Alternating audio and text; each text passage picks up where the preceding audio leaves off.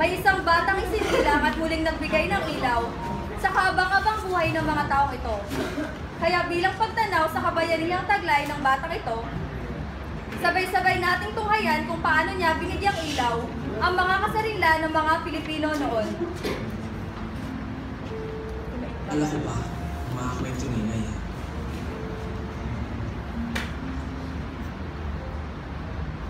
Kaya ikaw, anak, huwag ka masyadong lalapit sa amoy.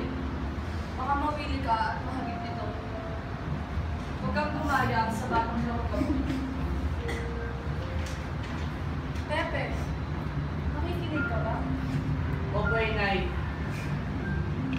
Naisip ko lang, Inay. Bakit ko po kailangan bigyan ang aking sarili sa pagkukot ng gusto ko?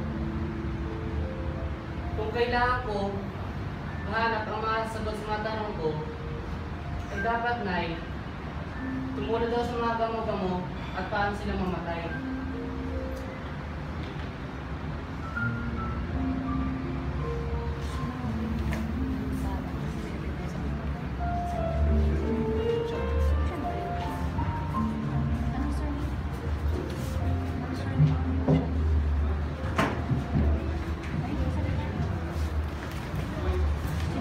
Naalala ko pa, nung matuklasan ng lihim ng katipunan, doon nagsimula ang himagsikan. Noong mga panahong yun, ako'y pinahintulutang maglingkod sa pamahalaan ng Cuba. Ako'y naging isang manggagamot sa ilalim ng Espanya. Nung uminit ang himagsikan, ako'y agad hinuli, dinaki, dula ng barko pabalik ng Pilipinas. Sinabing ako'y kapanalig, kapangkat ng mga nag-aalsa laban sa pamahalaan. Naglaon ako'y pinaratangan na naghihimagsik at nagtatangkang papagsakin ang pamahalang Espanya.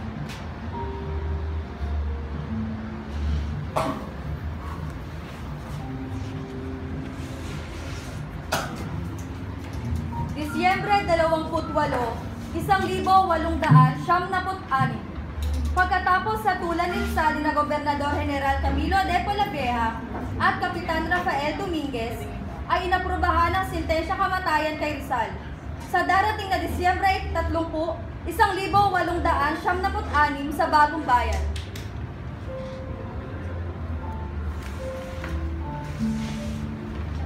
Este tribunal condena Don José Rizal, Mercado y Alonso con la pena de muerte, así decretado y ordenado por el Tribunal Marshal del Cardo, como testigo y precedente while los miembros del tribunal.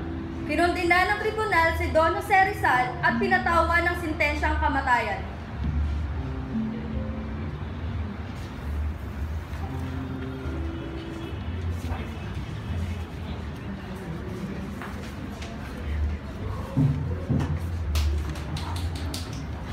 Habang nasa piitan si Don José Rizal, si Lieutenant Andrade ay sinubukang makipagdebate tungkol sa kinahantungan ng kanyang kaso.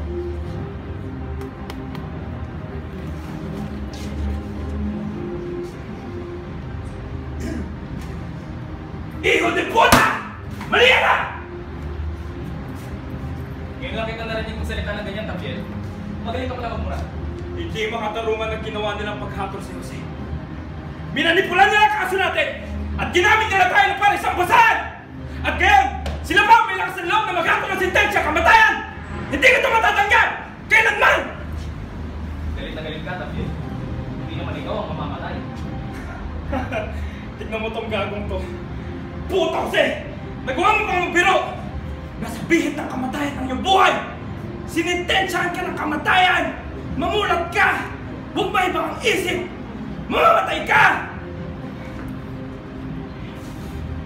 Okay. Tama na!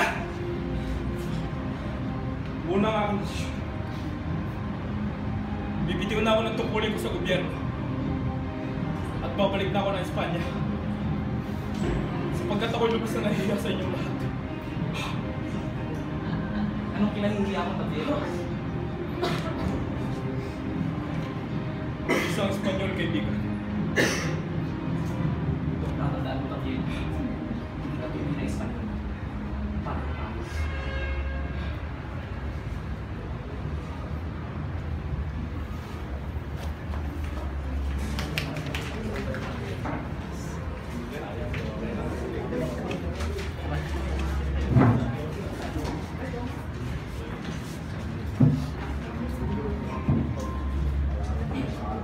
habang nasa bahay ni Gobernador General Polavieja.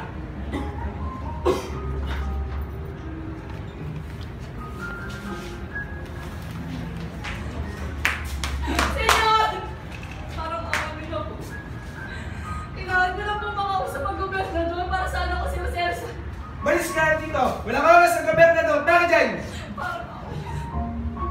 Siya na lang po yung pag-asa ko, senyor. Senyora, por favor! Gobernador! Senyora! Por favor! Parang amin. No Siya na tengo lang po yung tiempo! pag-asa ko para sana ko. Parang mabuhay si Jose. Lo siento!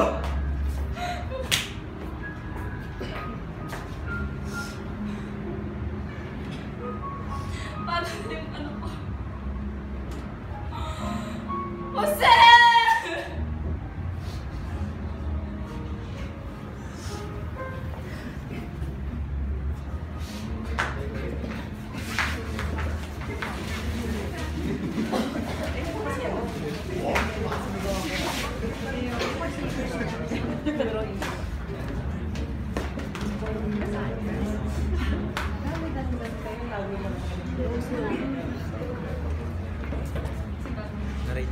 Habang nagpupulong ang mga miyembro ng kataas-taasang kagalang-galangang katipunan, anak ng bayan. Mga katipunero! Tayo sasalakay, kailangan natin ligtas si Rizal! Mabuhay si Rizal! Mabuhay! Mabuhay! Mabuhay! Andres, mahigpit ang seguridad kay Pepe. At ang mga Espanyol ay handa sa anumang pagtatangkang sa gipit, mga kapatid. Handa rin kami! Kaming mga katipunero handa mamatay para kay Rizal!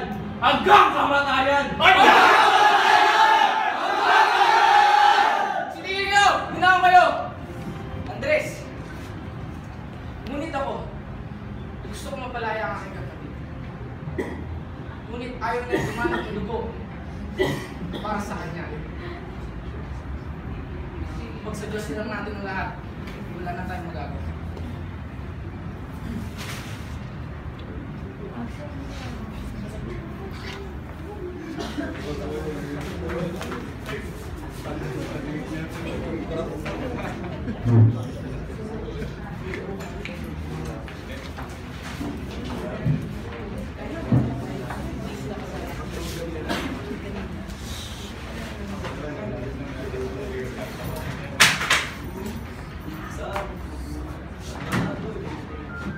Ika-29 ng Disyembre taong 1896, dinala si Rizal sa isang kapilya at doon siya naghintay at nagdasal sa kanyang darating na kamatayan.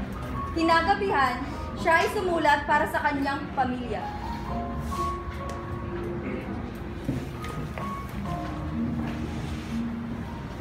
Mga kapatid, ilang taon din tayo hindi nagkita at nagkausap. Di dahil sa pagkukulang natin, ngunit dahil kilala natin ang isa't isa. Hindi natin kailangan ng salita upang magkaintindihan. Ngayong malapit na ang aking kamatayan, inaalay ko ang huling salitang ito sa inyo upang malaman nyo na nalulungkot akong iwan kayo. Naaalala ko pa ang paghihirap na dinaanan nyo sa pagtulong sa aking karera. At naniniwala ako na gawa ko ang lahat ng walang nasasayang na oras. Mga kapatid, kung ang prutas ay mapait, hindi ko ito kasalanan, kundi tadhana.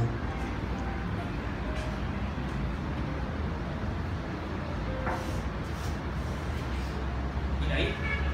Inay! Mahal ko, Inay! Pepe! Pepe! Inay! Isa lang ang aking hilingin, Inay. Sa araw ng aking kamatayan, hilingin niyo agad ang aking katawan. Natatakot akong itapo lang nila ito sa kung saan. Inay, ilibing niyo ako. Ganda ng isang bato at krus sa ibabaw. Isulat mo ito ang araw ng aking kapanganakan. Pati na ang kamatayan. Yun lamang, Inay. Pepe! Inay! Pepe! Inay! Pepe! Inay! Parang ibig sabihin.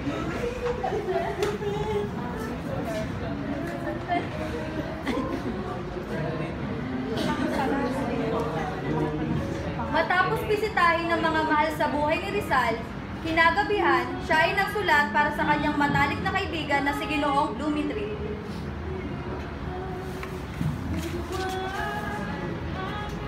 Sa oras na mababasa mo ito, maaaring patay na ako. Kinabukasan ng alas 7, papatawan ako ng sentensyang kamatayan sa bagong bayan. Pero hindi ako nagkamit ng rebelyon. Mamamatay ako, malinis ang aking konsensya. Paalam, aking matalik na kaibigan. Ginugol ni Rizal ang buong gabi niya sa pagdadasal hanggang sa pagsikat ng araw na ika-30 ng Disyembre.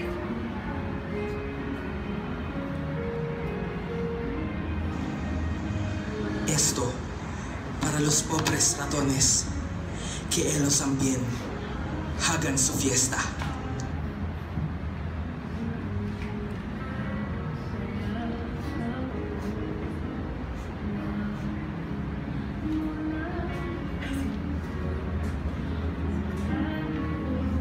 Kinabukasan, pagkatapos bisitahin ng kanyang ina si Rizal, binisita naman ni Josephine Bracken si Rizal. Josephine, mahal ko. Ay! Jose! Jose! Paano ka lang bukas? Malungkot, Josephine.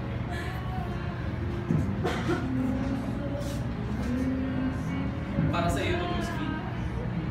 Makuha mo sa mga tateras.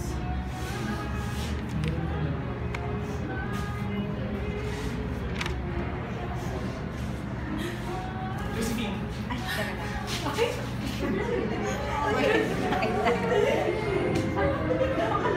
Paalam mo. Paalam.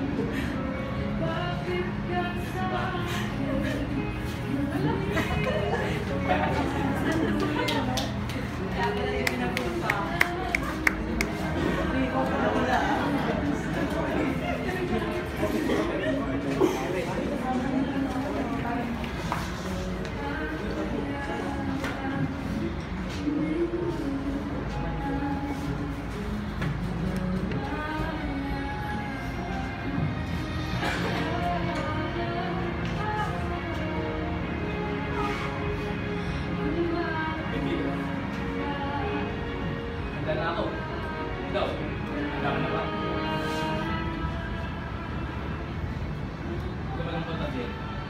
Hindi ako mawawala. Hindi ko lang ako.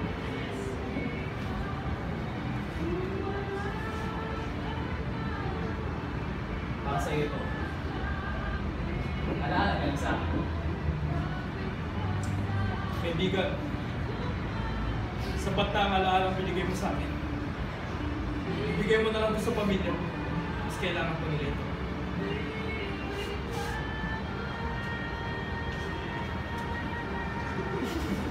Sa tingin ba nila ako'y tatakas? Saan? Sa kapitan?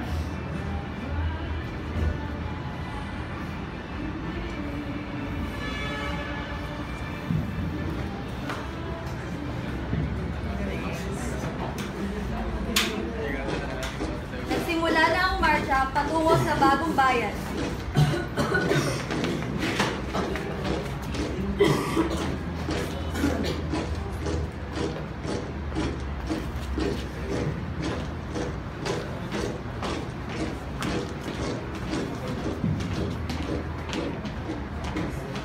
Ang sulat ni Rizal para sa bayan.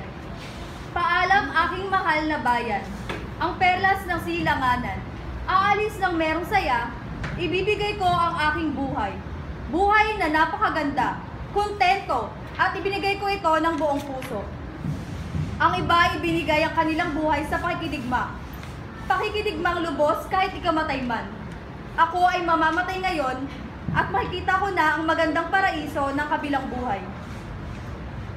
Habang napapailalim sa asul na kalangitan, sana'y hayaan mong dumaloy ang aking dugo sa iyong lupa at masinaga ng papalubog na araw. Para mapahiya siya o manlumo ng tuluyan, ang mga Pilipinong sundalo ang inutusan upang gumanap sa pagpatay kay Rizal. Ako'y hindi naging taksil sa ating bayan. Gayon din sa Espanya.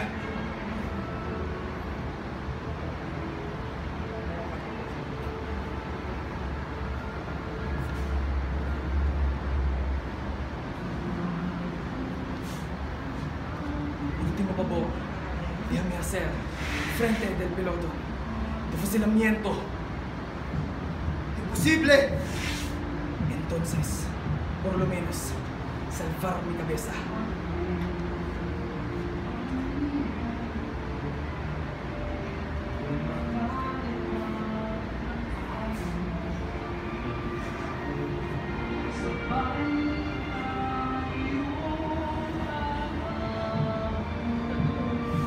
Kaibigan, sa muli natin pagkikita.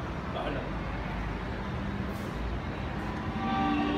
In the name of King Spain, anyone who raises his voice in favor into the criminal will be also executed. Listo! Cargo!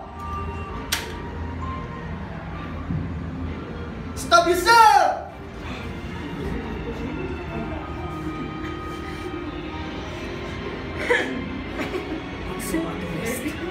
Fuego!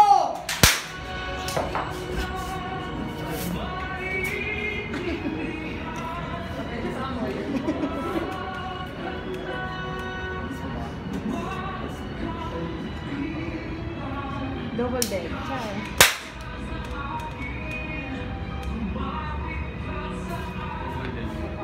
Isa pa.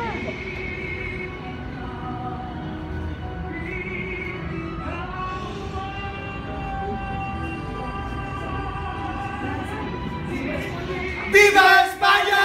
¡Viva España! ¡Viva!